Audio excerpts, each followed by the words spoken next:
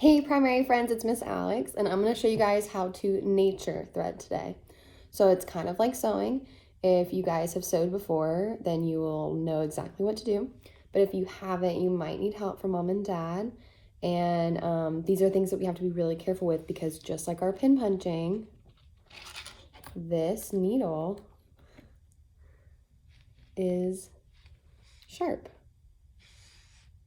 If you can see it, I don't know where my camera is. There we go. Look at that. That is pointy.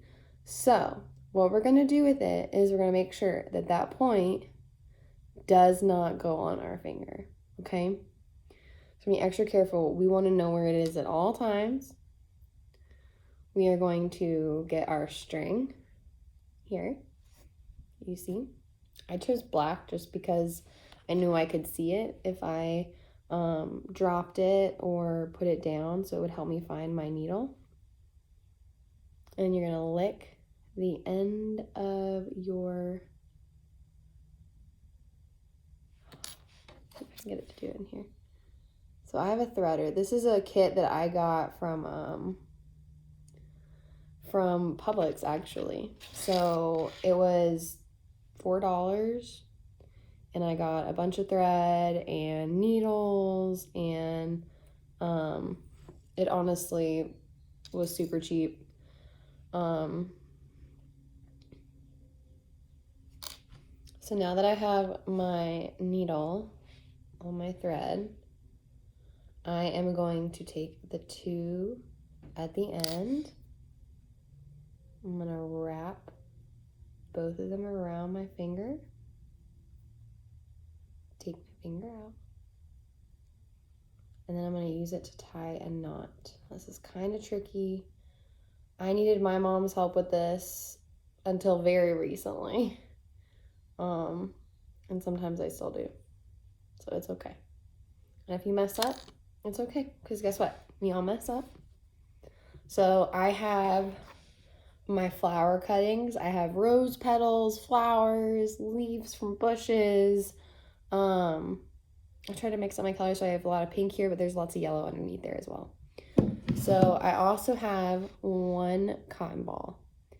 This little pom-pom is to stop my petals from falling off.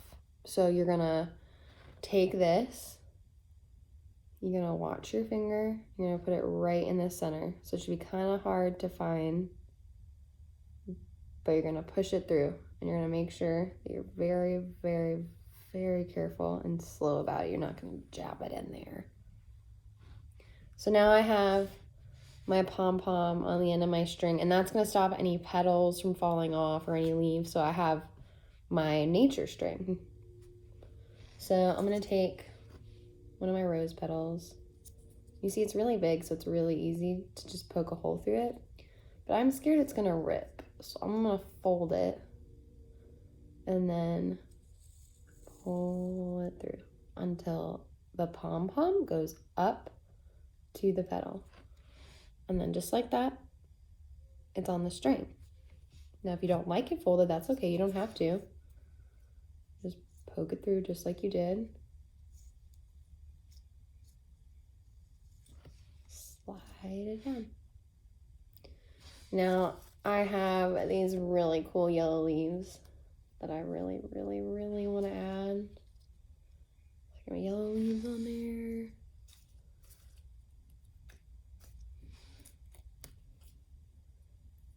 And this is a really awesome sorting activity because I liked sorting my leaves before I put them together, just like the nature mandala. But I also thought it might be nice to be surprised. When I'm done with this, I can hang this outside the front door. I can hang it on a tree. Depending on what you put on here, you could attract pollinators. So if I had put sage or rosemary or any of my salvia or what's another one that they like?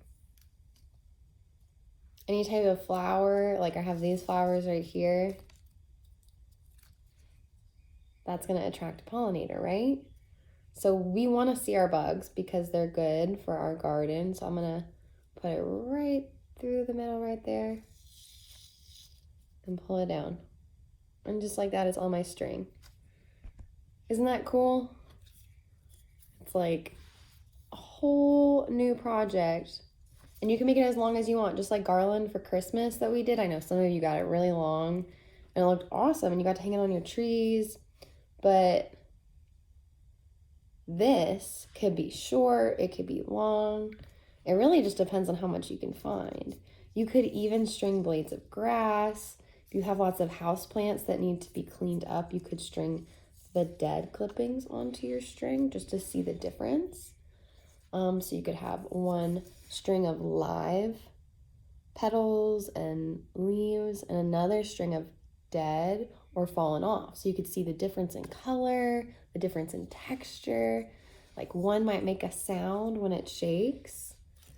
And you can see that you can also hold your needle like this and put it on each one. So kind of like a kebab or a popsicle or a lollipop. You're just going to keep sticking them on.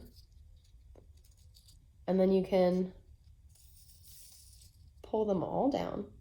So that's another idea. But you have lots of options. That's why I really like this lesson. It's one of my favorites.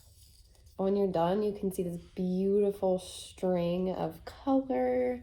And sometimes it smells really good. Like if I wanted it to just smell really good and I wanted to hang it in my room, I could get all of my mint, my sage, rosemary, lavender, my lemongrass, like things that smell good that would make my room smell good. Just like we have our lavender at school that we grind up, that is something that makes our room smell good. So this is a different way to do that because sometimes we don't have a grinding work at home.